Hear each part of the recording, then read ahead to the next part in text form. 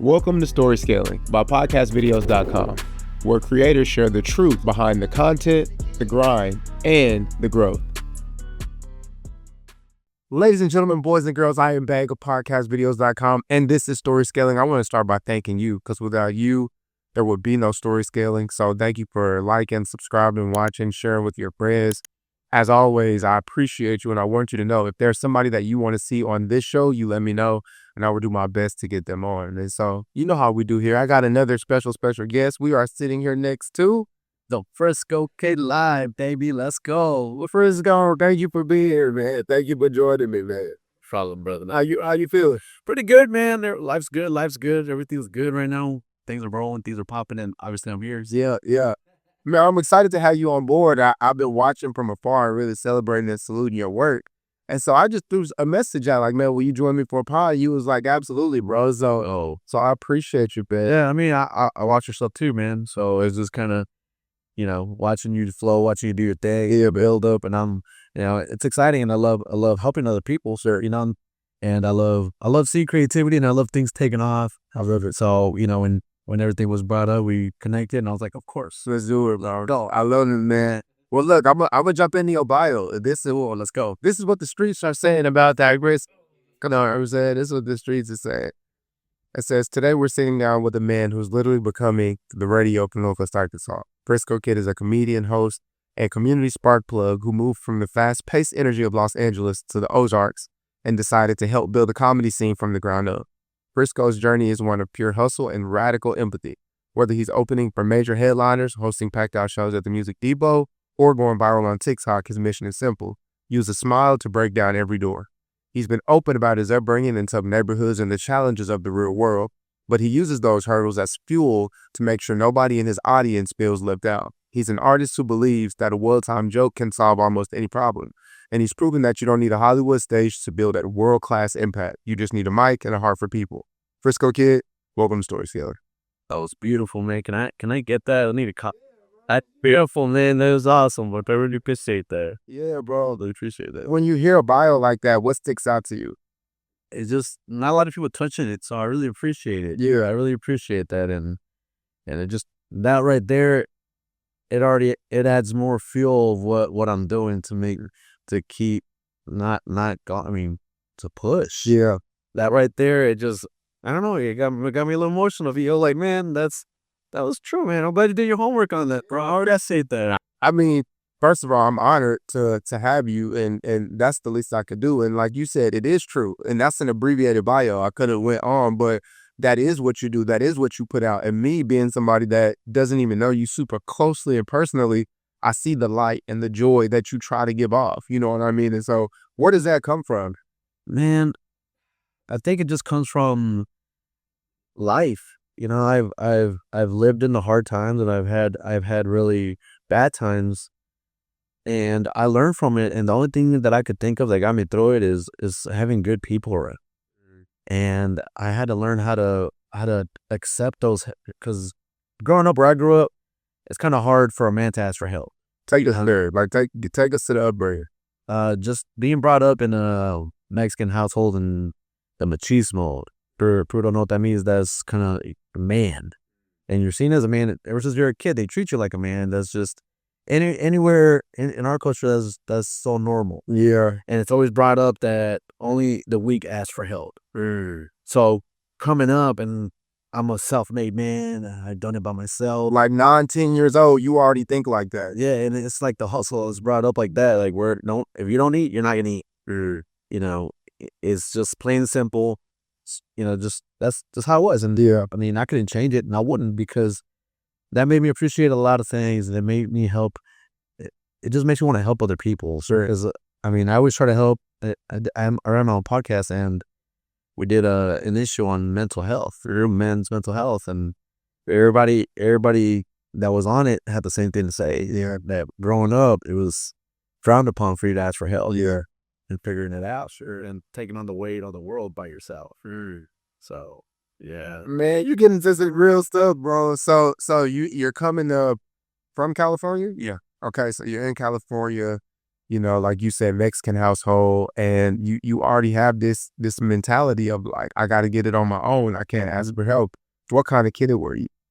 Man, I was into sports and I was just into, I don't know, there's a lot of affiliation out there you can get involved with, but that never attracted me. That never attracted me. That was nothing that I wanted to get into, or it's because it's so easy out there not having a male figure and people want to accept you. It always seems like it's the easy route, or not easy route, but just find acceptance as So finding, single mom? yeah, single mom, okay, and trying to find acceptance in the male dominant area. I was so those were always the easy. Those were always the route that were brought up to you. Now, Yeah, absolutely. so coming up, that was either one way, Mm-hmm. but that never attracted me Why do you think that is? because I like to smile, man. I like to joke around too much, and in those scenarios, I would always see people be so serious and so the mean mug, you know, the "Ah," Yeah, and I was never that. the tough guy stuff just didn't resonate with you. Yeah, it just I never my intent was never I was never physically, how do I say it? I always liked the fun times. Mm. And I always wanted to be in the mixture of people having a good time. And that to me didn't look like a good time. Right? That looked like, man, everyone got to be serious all the time. Everyone's trying to intimidate people, you know, and just what it is, you know. Yeah, I was never that. I was never that serious, and I always like to joke around and make friends. And the thing that did get to me was when they told me that this part of the neighborhood didn't get along with this side of the neighborhood.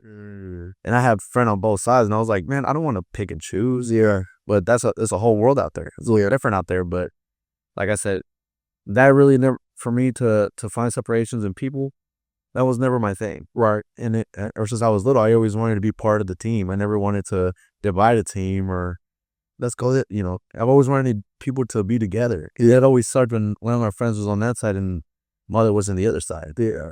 You know, but that's the thing growing up, and that's something that's hard to explain. But that's basically what it is out there, and can't change it. Yeah, it is what it is. So I think that was one thing that maybe that's why I didn't want to do it, or I didn't pursue it, or you know, it's easy, but it was never my thing. Yeah. And I like having, like I said, making people laugh and bringing people together. Yeah. Thank you. Do you got siblings? Oh yeah, I got a little sister. Okay. Look, so it was you, mom, and little sister? Yeah. When did you fall in love with making people laugh? Like, when did you know, like, oh man, I enjoy laughing and I enjoy making people laugh? My sister, she's the one that always pushed me to be. I mean, growing up, you don't see stand-up comedy the way you see sports on TV. Yeah. You know, anytime you wanted to see comedy, you either had to go to an event or had to catch it on TV at some hour of the day. Didn't know when it was going to be on. Yep. And so I never knew it was a thing.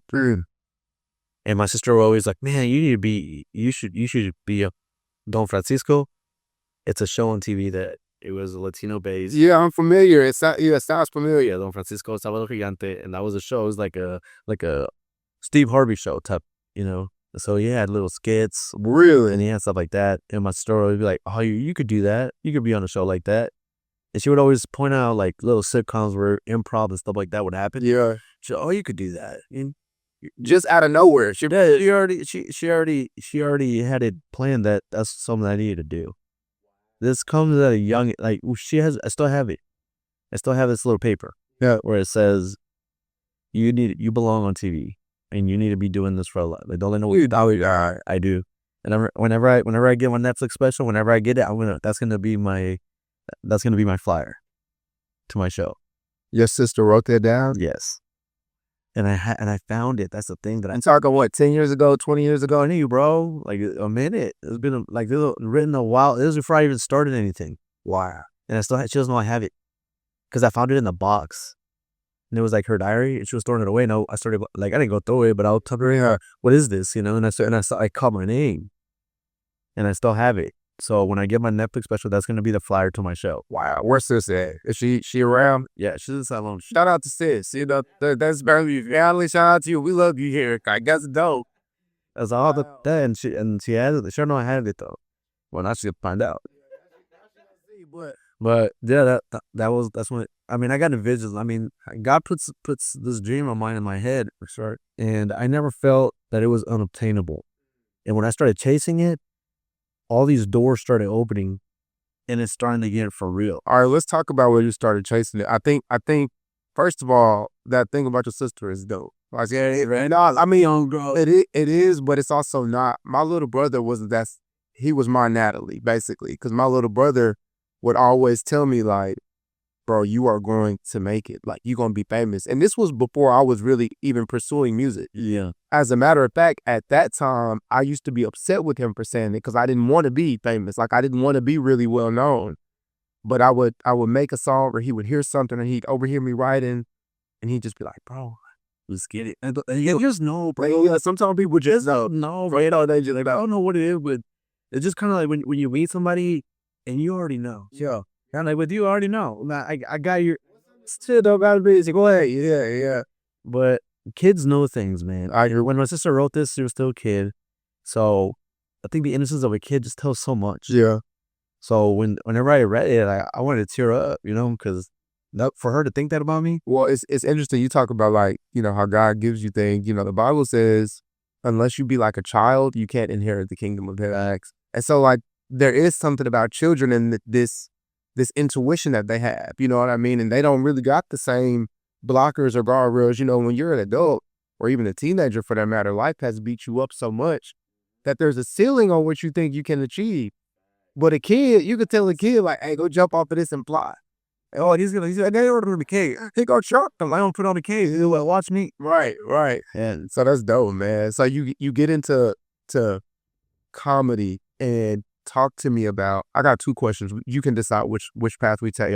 I want to hear your path from California to Arkansas and how that happened. And then I want to hear when you start working your way in the comedy scene. Like, what does that progression look like?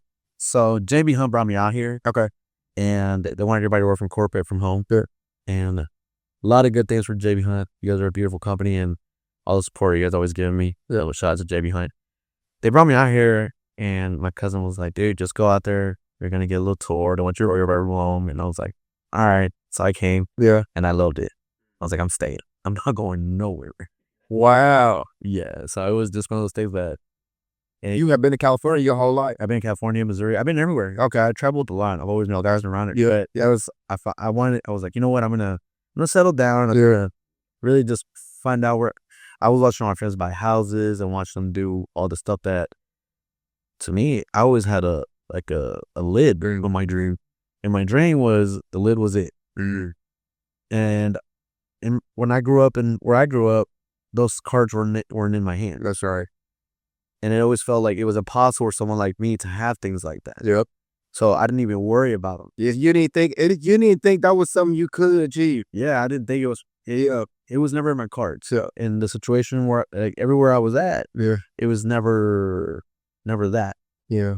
So I mean, if you grew up in a house where you see your brothers getting houses or you see your parents getting houses, obviously now it's in your mind that, oh, that's part of the game. I did a podcast with a gentleman named Henry Washington. Check him out. He's a real estate. I mean, he does everything. But in my last podcast with him, he said, who you surround yourself with lets you know what's possible in life. Facts. And so he was saying, like, I saw my dad have multiple businesses. So when it was time for me to start a business, I knew I could do it. You know what I mean? But to your point, for people who don't see home ownership, bro, like, I grew up in public housing. Yeah. You know what I'm saying? Apartments, projects. Like, so for me, owning a home, it's not even that I didn't think I could do it. It just didn't even come into my mind. That's how it was. Yeah. And growing up and seeing that, it was just not in my cards till I moved here. And I finally said, you know what, I'm going to get the job, I'm going to stay steady, and then I'm going to buy a house. And I'm starting to hang out with different people. I have a whole different crowd now. And everyone's like, how's your 401k? How's your credit score look? Like, real questions. I was like, man. And every time I'd want to go out, it's like, you're going out, what are you going to celebrate? And I was like, oh, nothing. But then where are you going out? Oh, then I was like, you need to be saving up and focusing on what you need to be doing. And those are the type of friends I inherited, man. These people were putting me on check. It's appreciated to this day. Because they put it in my head, because, you know, I was used to going out and around there the time, and they finally would check me. I mean, I asked for accountability, and they did. Yeah, they're like, hey, man, what are you doing tonight? Oh, I'm going out. I was like, where are you going out for? What are you celebrating? Did you win? And I was like, did you get a promotion? Well, what's up? No, nothing, man. I'm just going out. I'm just going out. And I was like, Go home. It's like, so you're not celebrating anything? And I was like, I loved it. you know what? that new Netflix special that I'm gonna watch that. But that's not. It's like you need friends like that, or buffer you out, or because it's easy to go out and spend $200, $300, or whatever you eat. And depends who you're hanging out with. Those VIP guys, nah. See, those VIP guys are like, let's get the VIP sessions. They gotta get it. But nah, those friends. So shout out to my home. Shout out to the homie. That's man. How important I love this. How important is it to have a community? Because I've heard you talk about this twice, but to have people around you that can hold you accountable or that can show you different. How important is that? It's real. Yeah, It's real because there's friends that I had to let go, and not like go in a way that I don't talk to them anymore, but I just couldn't do it anymore, and I saw a whole new light of who I wanted to be, and they didn't.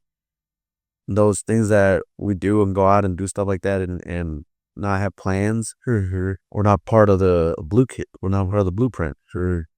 And it was like, man, every time I said, hey, man, we don't see you out anymore. And I was like, yeah, because I'm working, bro. I'm working 7 days a week, man. We're board in, editing, all that good stuff. And yeah, I mean, it's paying off because everybody's hitting me up. Everybody's wanting me to do this. Want to jump on, cool with.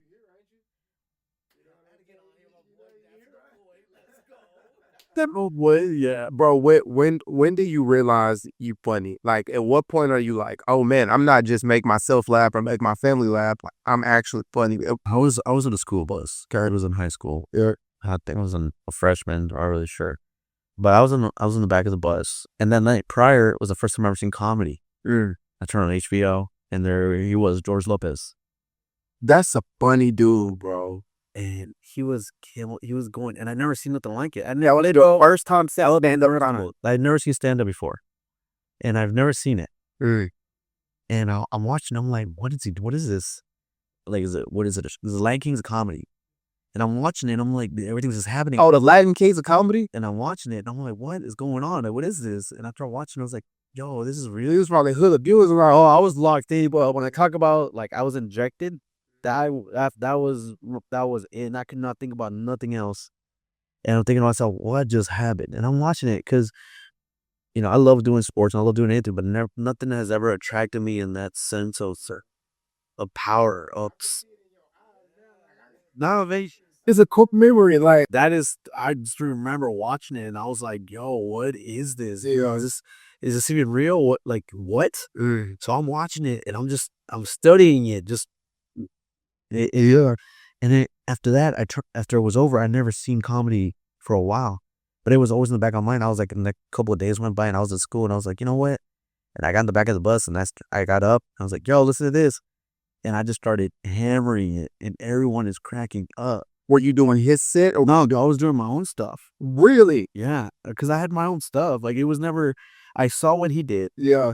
And so he was relating to a lot of personal stuff that I went through. So I was all like, and I started doing it. And the next thing you know, the buses started turning around.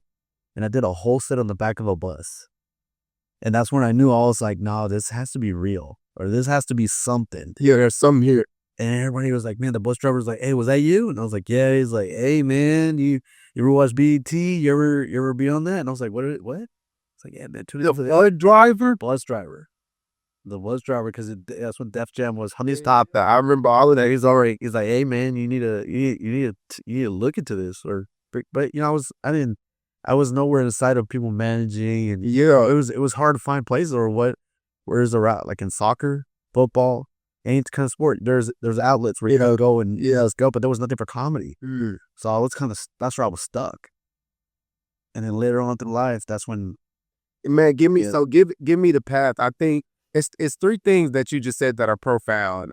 The first one is you remember the first time you saw stand-up comedy and it was a spark, and then you instantly emulated it the next day. To me, that's mind-blowing, because it's like, and it was my own material. Yeah, that's mind-blowing to me. It was my own material. It wasn't stolen. I wasn't. Yeah. I could have easily repeated what he said because I mimicked him so well. I was like, but I could never tell a joke that someone else told. And not because I can't. I mean, I could, but it's not the same. Yeah. Like, I like ecstasy in a way that you can feel it, what I felt when I heard it. So for me to give you a B grade of that, it doesn't seem fair to me because I care so much about human experiences and what the experience that shows. So when I say authenticity and really coming with it, Yeah. you know, I really respect that. And I feel like that's why my show is so successful because I take passion into it. That Yeah. I don't want you to get a C plus performance. I don't want you to get a B. I want an A, 110% performance. Yeah. Whenever you spend time to come see me, I want you to get the best experience possible. Yeah. So when I hear a joke that I can't tell fully, I'm not gonna tell it. Yeah. Because I can't. I feel like I'm cheating you. Yeah. From getting the same, so you can get what I feel. Yeah. That makes sense. It makes perfect sense, bro. So you get this moment where you like, oh man, I am funny and I can do this. And what kind of, as a listener, it feels like a divine appointment. Like it feels like for you to do that the first time, have your own stuff, have everybody turn around, and your bus driver, like looking back on it, it's like, oh yeah, this was in the cards for you. You was just gonna be a comedian, you know? Yeah. And so from there, give me a path. From there, I went to get my cousin took me to Kansas City, right? And there was an open mic, and he tells me, "Hey, bro, let's jump on it, bro. This is like, let's see where you got it." where y'all living at the time? Or I think we're in California. So you flew? We flew out to Kansas City because that's where he lived. Yeah. Where his dad lived. Yeah. So we're out there, and we're out chilling and stuff. We're out in the city. Yeah. And he's like, "Hey, bro, there's an open mic. Like, let's go." And I was like, dude. So let's see if you got it. Because at this point, everybody always, everybody know you got funny, knew I have something. Yeah, so everybody's like trying to push me, but I was the pusher because I didn't feel like I was ready. Yeah. And I was like, man, that was the only opportunity I've ever saw an open mic. Why didn't you feel ready? Oh, not ready. It just felt like I wasn't allowed. No, you know what I'm saying? I do. It's like there's a blockage in my head that's like people like you can't do it. People like you are not. You don't have the pretty boy atmosphere. Like, you don't fit in that picture. What would you say to that blockage right now? I'd be like, bro, you better get over it, man. Back up, bro. You better kick that door. That's a cardboard. That's not a wall. That's a cardboard wall.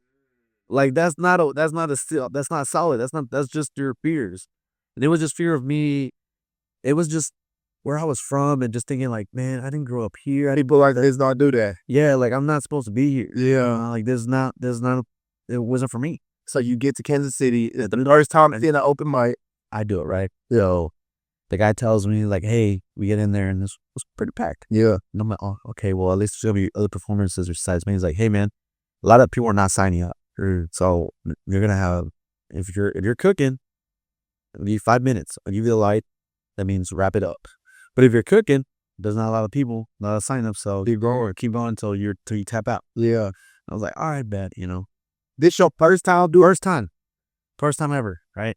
So I'm in there like, all right, cool, let's do this, right? So, light, I'm performing, I'm ready, and my cousin's a bit happy with everybody. Oh, this guy's a comedian, but it's happened. Everybody up. Yeah. I get to the bar, and you guys like, hey man, you Frisco? And I was like, yeah, what's up? He's like, hey man, your cousin's hyping you up, and I was like, oh, dude, I wasn't worried about that. I was worried about me making it to the stage. What's cousin's name? Junior. Shout out Junior. The morale. Shout out to my boy. So he's hyping me up. And this whole time, for me to the stage was the longest time ever. Oh, yeah. And it wasn't because I wasn't ready or I didn't have it. It just felt like something was going to stop me. I feel you. I kept thinking someone was going to grab me and be like, that is not meant for me. Yeah. And I get on that mic, bro. And I start doing my thing. And once I take off, bro, I start taking off. And I'm sweating, bro. And I'm like hot. And I should borrow water. It's the longest 5 minutes of my life. Do you remember that first joke? Oh, yeah, long. Okay, all right, dude. It's been 5 minutes. Yeah. I am cooking. I'm waiting for this guy for the light. I'm looking at him, and everybody's laughing, doing their thing. I'm sweating, dude. I'm like, damn, all right. Like sweating like you hooping or something. Like, yeah, like I was playing a game. Wow. And I'm in there, and I'm like, well, that's been my time on the Frisco Kid thing, guys. And everyone's clapping. And I said this joke about the maple leaf, right? I was like, my dad across the border, you can tell Max is a real hard worker because he didn't stop at the United States. He left me in Canada. So everybody started, because I asked him, I was like, hey, where do you, I want to get deported. I'm ready to see motherland, It's like, I'm ready to see my homeland. I'm ready just to see Canada. And everybody's like, what? Y'all thought I was Mexican? I'm Canadian, bro. What's up? And I'm like, they call me the Mexican Maple Leaf, bro. And everyone started cracking it up. Everyone's in the thing. And I had a little skit about it. I get off stage when I'm drenched, bro. Yeah, my mouth is dry. I'm like, man, I get off stage and people are dabbing me. I was like, hey, the whole night, the Mexican Maple Leaf. And I get out there, I was like, man, that was the longest 5 minutes of my life. And my cousin's like, 5 minutes? What are you talking about, bro? I was like, what do you mean? He's like, dude, you were there for 30 minutes, dog. And I was like, you kidding me? He's like, no, bro. Like, you were on one, bro. 30 minutes. 30, dog. 30. First time. 30. 30, bro. It's hard to enter, Man, it's hard to enter 30 with 30 minutes, bro. easy, bro. It's like, well, for me, it came out. Like, it was just everything that was coming out. I'm saying, bro, even as a musician, I've watched people be booed in the first 30 seconds. Literally, I've done shows where somebody on stage before me was 30 seconds into their set and they got booed off stage. And so for you, first time to go 30 minutes, bro, like that's, Bro, and I just remember looking for that light, yeah. or looking for, like, because you was standing right there, And you just kept going. and I'm just like looking at, like, because I was going, and after a while, when you're on stage, it doesn't feel You hit the flow state. it. Yeah, it usually you feel it. Mhm. Oh, I have this because when I'm on stage now, and I do like a 20-minute set. Yeah. They give me the light to it's time to wrap it up for shows. I always get upstairs like, man, I feel like I was there for like 5 minutes. Yeah. It doesn't feel like a little 30 minutes. It feels so, Absolutely. yeah. So when I got out there, I was just drenched. I was like, man, and something told me I wasn't ready yet. I needed, it's still, something's missing. So I started going through the process of like, all right, now I know I can do it. Yeah. At that point, like, all right, I can't be stopped now. Like something's up. What was that feeling? As soon as you get off, you sweating, everybody coming up to you. What was the feeling that you were experiencing in that moment? It felt so natural. It felt like I was in my element. It didn't feel, oh my God. It felt more like I've been here. I'm supposed to be here. It didn't feel like, oh, this is new to me, or no. I just felt like something about it already felt like I needed to catch up to my soul. You know what I'm saying? Like my soul was ahead of me, and I finally caught up to my soul's been here the whole time. Yeah. Where it's supposed to be at. I just needed to get there. And as soon as I got there, everyone's dabbing me up. My cousin was like, oh, dude, we're getting it for free everywhere. So you don't know, told you it's a breaks. And he was just excited. I just felt like my brain just activated. It's like I got something. Yeah. It's finally something that I don't have to, that's coming out of me. Yeah. I don't gotta take someone else to like fix me. Yeah. So when I did that, I was so excited. I was just like something locked in my brain. I was happy, but I was more activated on what I wanted to do. Absolutely. Than, Absolutely. And nah, man, after that, I was like, all right, now it's time to do work. How many years ago? I was like 5 years ago. Yeah. And that's what I'm saying, man. It took me so long to get over the fear. Yeah. 26 years, 20 some years that I spent thinking I wasn't good enough, or thinking it was, and look at it now, bro. Yeah. Like pad shows, like bam. Yeah. And it was always, I wish, if I had a regret, was that I wish I would have got rid of that. It's not a wall. It's a cardboard wall of whatever fear looks like for you. And it just Kick that thing. that shit. You don't even got to kick it. That's the thing. You don't even got to kick it. You just dump it, and that's it.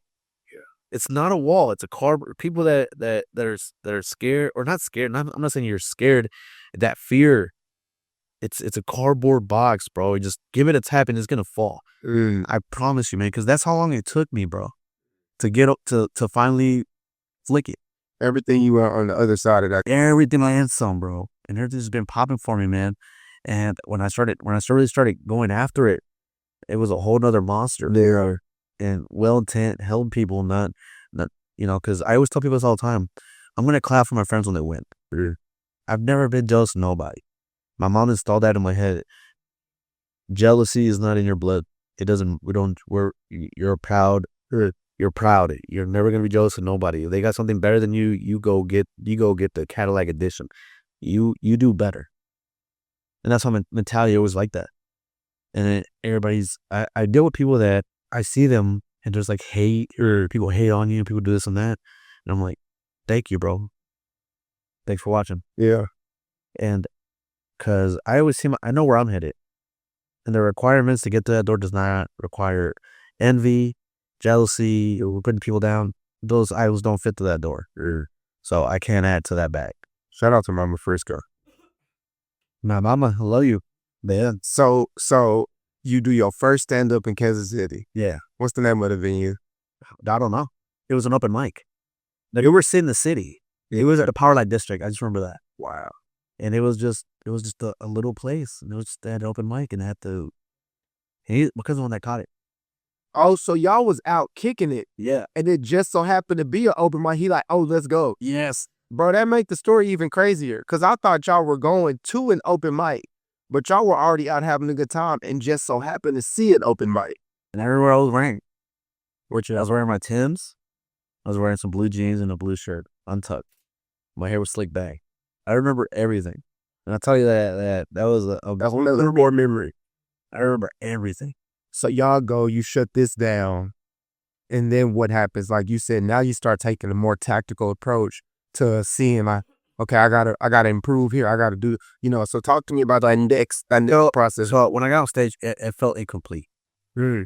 I felt like I'm still missing some things. Yeah. So what are some of those things? I felt like it still wasn't fitting me. Yeah. Like I wasn't like I got the sauce. Mm-hmm. No, I need the vegetables. I need the drinks. I need the sugar. I need how the wings feel. Yeah. I feel like it wasn't complete. Yeah. Like I had the good stuff, but it required an entree, everything, right? Mm-hmm. So I'm watching. I'm like, what can I? What, so it's not fitting. Something's wrong. So I watch Fluffy. Does his noises, does like the sound effects. I'm like, okay, bad. All right, got that. Okay, cool. I start watching other comedians, like what? And then I see it. This is Dane Cook. Let's just start going. Bro, I used to laugh so hard at that Cook. It's been a minute. I ain't seen nothing new. But he had this stand-up where he was talking about the BG Lounge or something like that from years ago. It used to be the funniest thing. So I watched the Madison Square Garden one where he sells it out. The Vicious Circle. And I'm watching it. And he starts, the way he does comedy, he paints and he's very active. Very animated. And that's when I was like, that's what I do. I didn't know there was rules. Yeah, there was rules. Like, I can't stand in one spot. Yeah. So I'm watching him do it and I'm like, oh, you can do this. Let's go. Kicking it. Got it. I'm still missing something. Yeah. It's like, man, I like hip hop. I like rap. What can I do? I like music. Something's missing. Kevin Hart comes on. He starts talking, doing his thing. I'm like, all right, not it. Move on. Another comedian. Not it. Canna Williams. Right? Garwin, you Every day I'm hustling. I didn't know you could add music, and that was the final. That was it, bro.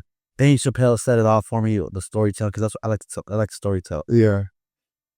George Lopez relatable to family, to what you do in life. Dave Chappelle storytelling.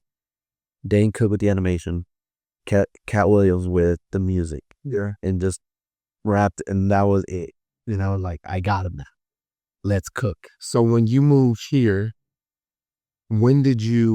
how did you start building your network, the comedy scene? Like, what is? I started hitting up all the open mics around here. Okay. And I was like, man, I know you. I can't.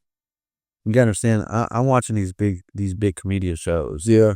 Like my introduction to comedy wasn't at an open mic. It wasn't at a little small area. To me, it was big. Yeah. To me, comedy's big, and that's how I got introduced to it. So I'm always thinking big.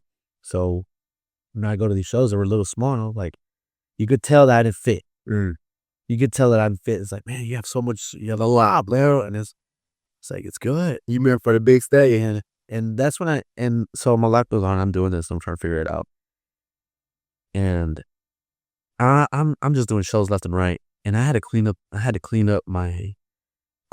the slate because everywhere I went, hey, can I do a show here? We know comedy. We don't. It's not what we do. And I was like, well, I do clean comedy. Like, you do what? I do clean comedy. It's like it's not degrading. It's not all these jokes. Like, it's clean comedy. Yeah. So for the first year, I had to do free shows, nonstop, just so I can get their reputation. Like, oh, it's for Ray, do clean comedy. Yeah. So for a whole year, free shows. It sucked. It didn't suck, but it was like, oh man. I mean, you're working for free. If anybody out there got a 9-to-5 job, imagine going to work every day for free for a year. And every time I get done with the show, it's like, hey man, dude, yeah, let's run it back and let's do tickets. And I'm in there just jumping around, bro. And I'm trying to do it. And this is when I really separated myself. So I did a show at the U of A. Shout out to Jordan Williams. He's the one that really put me on and really put me in front of people. So shout out to Jordan Williams. He puts me on a show at the U of A. right? And all right, let's get it.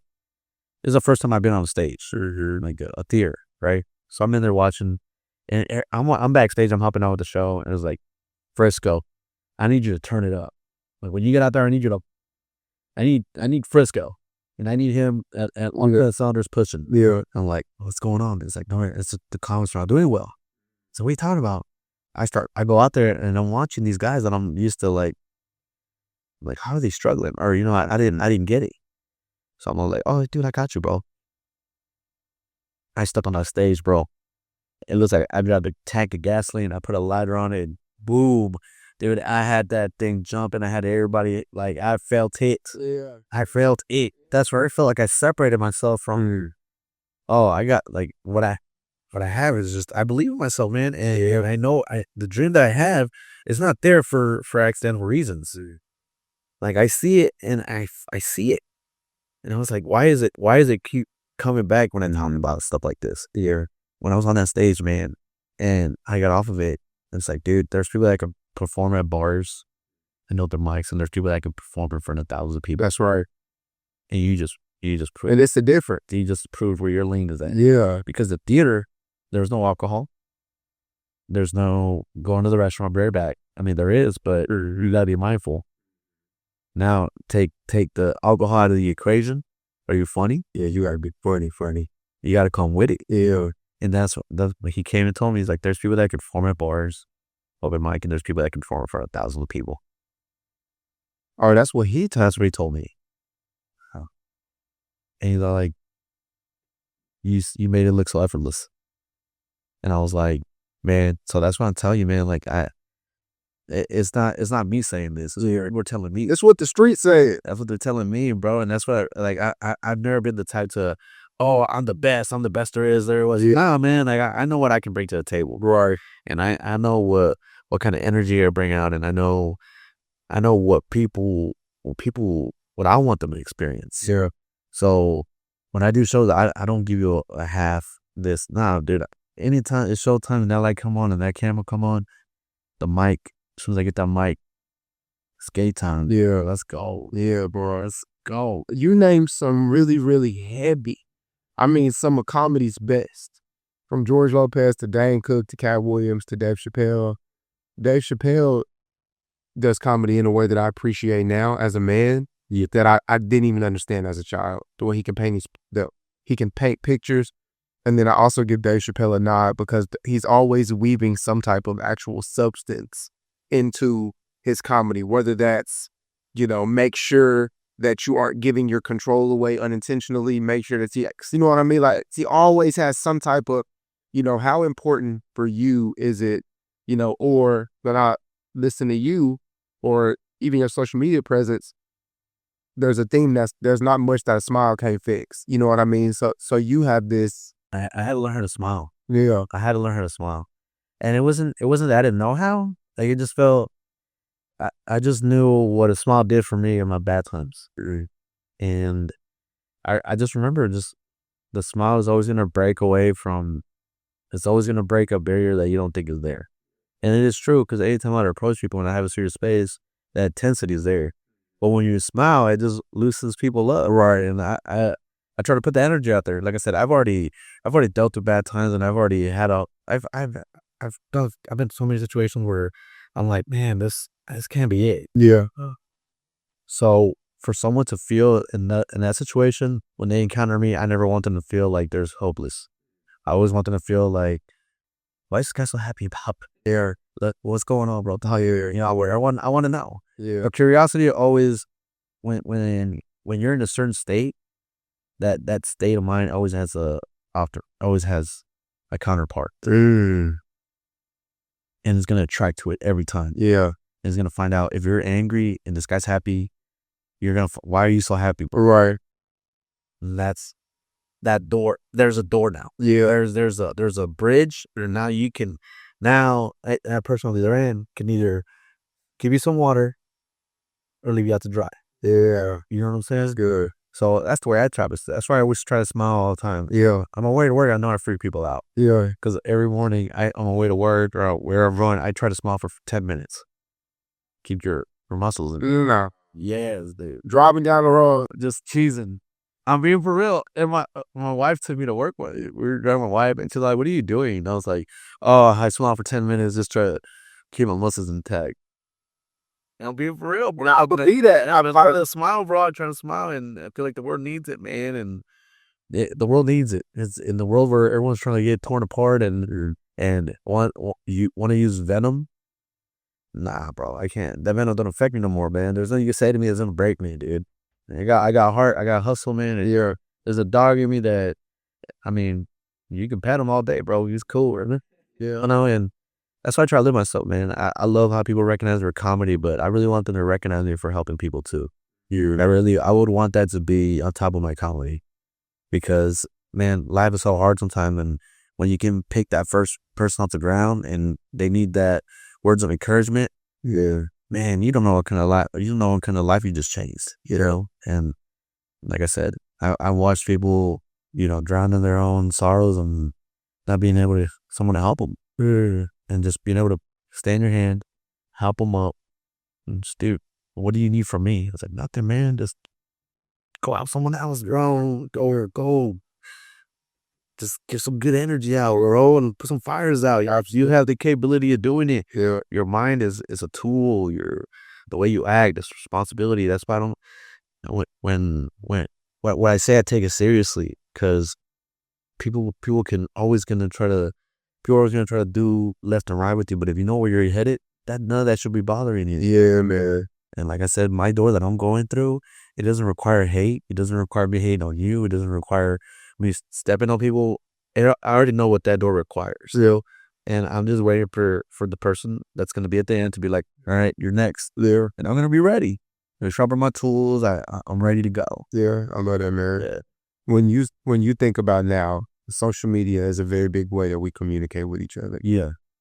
You, based off what I've seen, have a very active social media presence, and I think you do a good job of being intentional. I was just telling another friend of mine, sometimes what you see is people who are real, genuine in person have a hard time translating that to their social media.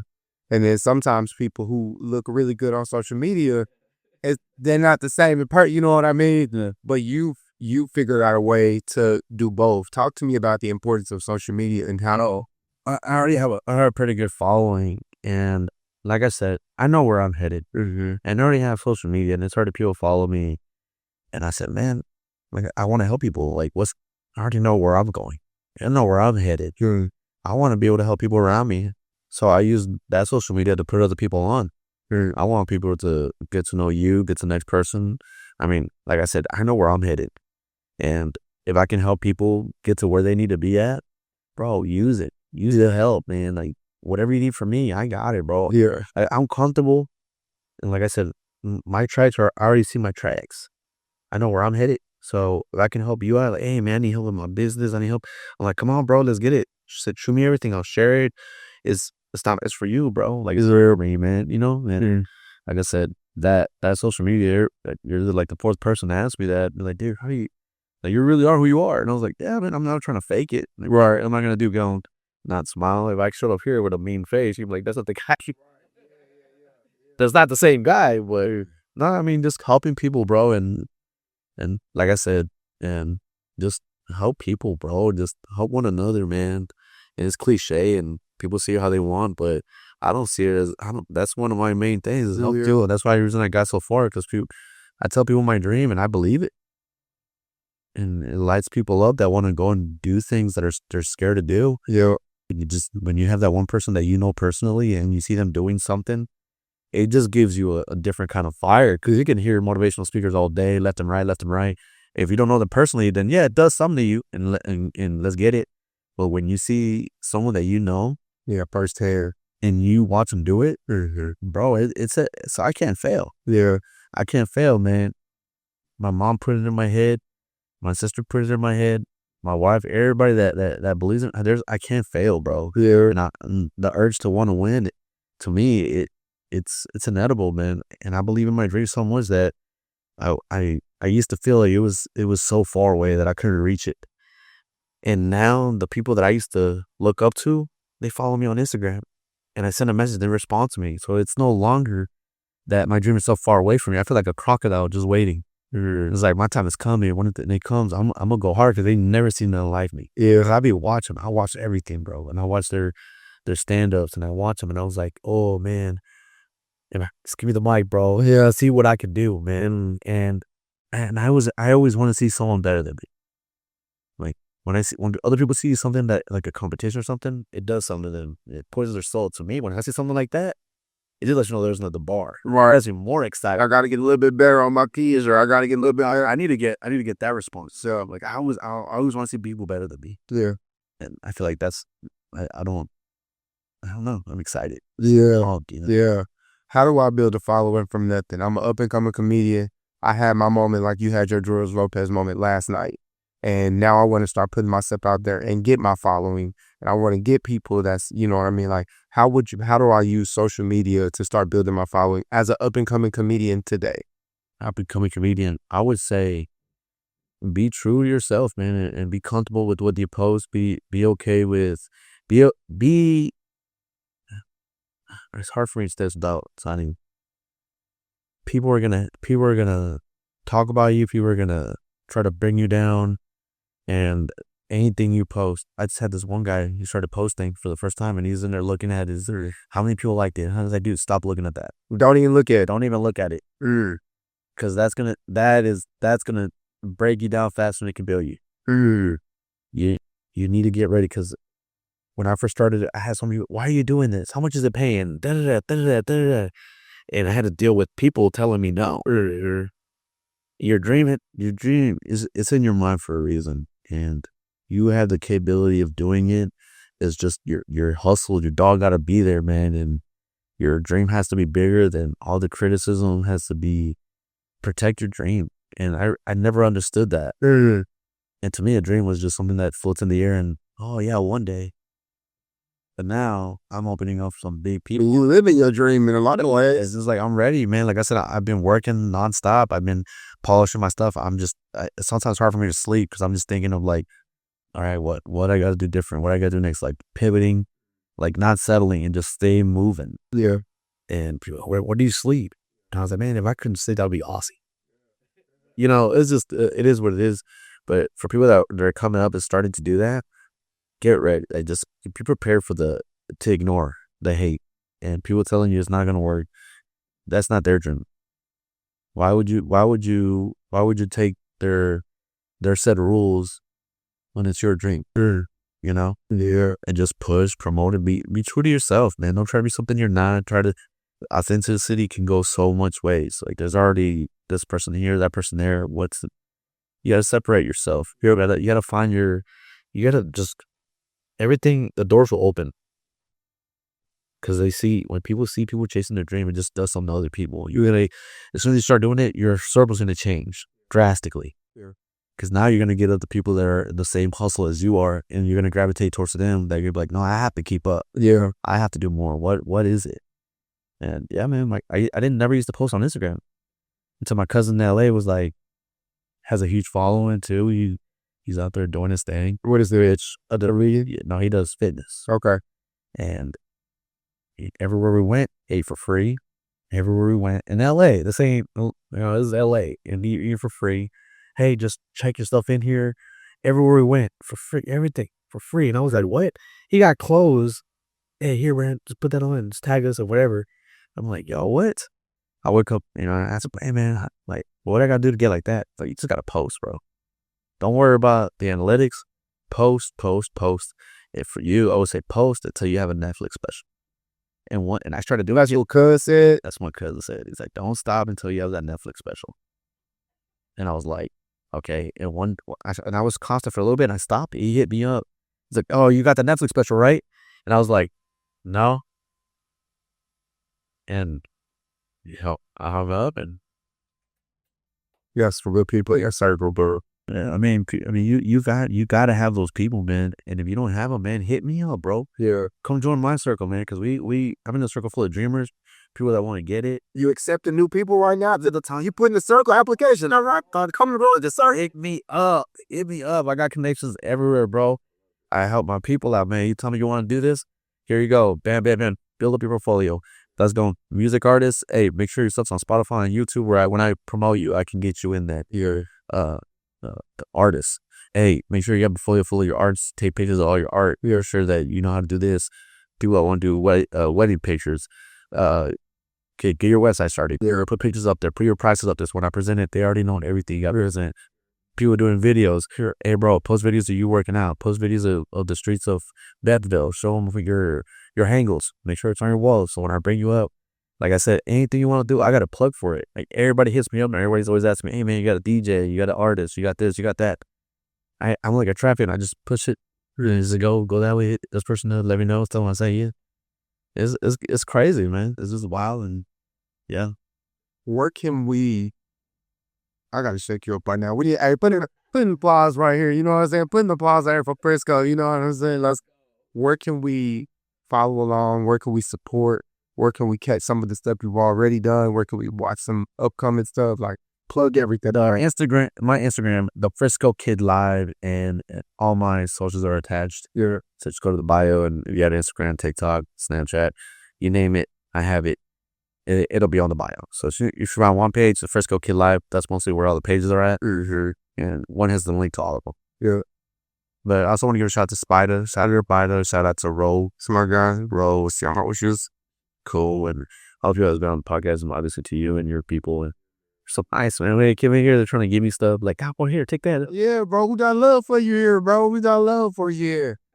Man, I want to say, as now a friend, I appreciate the work that you're doing, bro. And more than the work, I appreciate the heart behind what you do and the heart that you bring to every day, bro. And it's people like you that's helping keep our scene in our community alive and thrive. Man, so thank you, bro. Damn, I appreciate that, man. Because I have a lot of people always ask me, like, yo, where's Arkansas? Yeah. And I'm bringing them here, bro. I'm like, here, right over here. I'm bringing artists over here, right here, everywhere. You got to pitch it to them how they got me. Yeah. When they first asked me to be when they first asked me about Arkansas, they didn't say Arkansas. They said N.W.A. I got excited. Okay, I was ready to go. And as soon as I got here, I was like, whoa. Yeah, but you know, it's beautiful here. It's our job to show the world. Yeah, what I mean. No, I mean, like all these people like Spider and all them, and literally bringing people here. Yeah, everybody's like, yo, I remember when I got a call from this big names out in L.A. Like, hey, bro, can you come up in the show on Thursday night or at the Laugh Factory? I was like, yeah, sure, I'm down. Like, when is it? Thursday? I was like, it's Thursday today. Right. Night. It's like, wait, what are you talking about? I was like, what are you talking about? Wait, you don't live here? I was like, no, bro, I'm from Arkansas. And he's like, your name's buzzing out here like if you live here. And I was like, no, I used to live there. It's like, so you're not in L.A. I was like, there. And fair enough. He's like, you know what, man? I've been hearing your name a lot. No. Let me call you in a week. I'll get a call in a week. Hey, man, we're going to pay for your video person. Get a venue. We'll pay for it. And shoot you special and send it to us and we'll chop it up. And that's already happened. Oh yeah, that's out. We shot it 2 weeks ago. No, we shot it. Is this an exclusive? Is this a story scaling? Let's go. Let's go. So simple, bro. And it was wild because I wasn't expecting that. And they're like, so shout out to Paco too for producing the show. Shout out to Paco. You gotta get him in here, man. He's cool too. Yeah, he everything lined up with the video guys. Can you shoot it? So, oh, most definitely, bro. Let's get it. And then fair enough. All right, well, I'm just got a venue. Yo, Pop, hey, dude, you shoot that here. All right, don't worry about anything else. You're shooting it here. Get there. What all do you need? It's like, dude, Frisco, anything you need, we'll take care of it. Just come shoot your special here. So we shot it like 2 weeks ago and shipped it out. Have you announced this yet? I announced that I was shooting it. Okay. But the special's going to drop here pretty soon. And we don't know where. I don't even know where it's going to go. I'm just wow. Yeah, they just said, ain't. Like, they were just wondering, like, how's my name buzzing and I'm not from there? Like, dude, if you're out there and your name's buzzing out here, like, you're doing something. You got to be doing something. You're doing something. Wow, bro. Yeah. So. All right, leave us with a joke. Give us a joke. Give us something that we can, either something that you've already done or something that we can do to make other people laugh. Man, to make other people laugh, man. Like I said, when I first got here, That's how they got me. He's like, how would you like to move to N.W.A? And I said, N.W.A straight out of Compton. Of course I'm being there, man. It's gonna be lit. Raider gear, L.A. Dodgers. Everything from N.W.A is gonna be there. And as soon as I get here, bro, I started dancing and I just look around. I was like, this ain't N.W.A. It's like, no, it's different. It's not like the 90s group, man. N.W.A, nice white carrier. Bro, people love that jokes, bro. Every time I do that joke, I just hear like that one guy in the back going, ah. And that's how you open up the special. Everybody does it. You gotta hook them in, bro. It's not that you gotta have fun, bro. You gotta, like I said, people that want to go and have a good time, they're gonna have a good time at the show. We are here, and right now there's so many things that are happening. I'm trying to. I have three counters. Google one, a Visual one, and another one that's like big enough for me to. All right, what's going on this week? Man, Frisco, thank you for joining us, bro. Thank you for. This is fun, bro. What's fun? This is fun, bro. We'll do it again, bro. Gonna have to, bro. Yeah, Dude, this is fun, bro. And I love your setup, man. And you're right in the heart of Bentonville or Rogers or wherever. Yeah, Rogers, man. You're right in the middle of it. So Yeah, bro. it's next to everything. I'm gonna go get a smoothie. And Come on, bro. let's totally coffee shops around here too. Yeah, bro. Yeah. So you're in a cool spot, bro. And I'm really happy for you, man. And watching you, everything. I had to come. Yeah. I had it's all. I gotta go. Yeah, bro. So as soon as everything connected, I really appreciate you and I appreciate all the questions, bro. Absolutely, bro. The intro was so. I need that. It's yours. I need that clip. This one yours, bro. That's yours. Yeah, I need the clip of you saying all this, bro. Because I mean, dude, I started getting teary-eyed, bro. Yeah, I don't cry, bro. Never cry, eh? What'd you say? I say Machismo. Whatever it is, Machismo. Only cry on the weekends. Can't do that in front of work. Well, bro, that's yours. And like I said, man, we'll do this again. Thank you for coming, brother. Thank you for having me. And shout out to all my friends support me. Shout out to Colors for sponsoring me. Shout out to just to everybody, MVP Plumbing and Samco Constructions, and just everybody that's supporting me and believing in the dream. We're gonna make it. Yeah, we already made it. We're gonna make it. We're gonna make it when that Netflix special drops.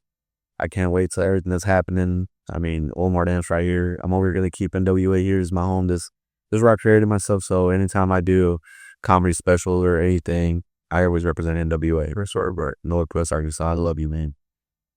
Shout out to here. Yeah, bro. We'll do it again. Thank y'all for tapping in.